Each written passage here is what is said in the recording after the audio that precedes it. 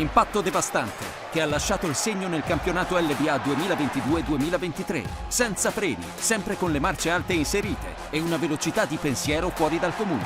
Il vincitore del premio di MVP Unipolsai è Colby Ross, playmaker dell'Open Job Metis Varese. Non solo passatore, non solo realizzatore. Ross è un autentico artista sul parquet e i numeri lo dimostrano. È stato infatti l'unico a terminare la stagione nei primi 5 per punti, valutazione, assist, falli subiti e percentuale dal campo.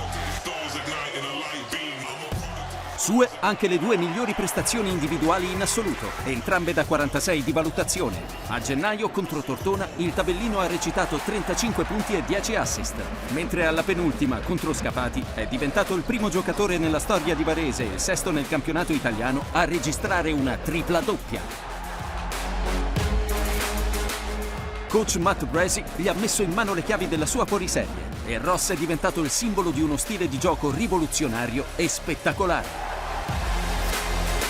Alla seconda stagione da professionista ha dimostrato di essere l'uomo perfetto per il basket veloce e spumeggiante predicato dal suo allenatore, mandando spesso e volentieri in visibilio il pubblico di Masnago con il suo ball handling da videogioco, le sue accelerazioni sempre sotto controllo. Una cosa è certa, lo spettacolo a Varese è garantito con l'MVP Unipolsai Colby Ross.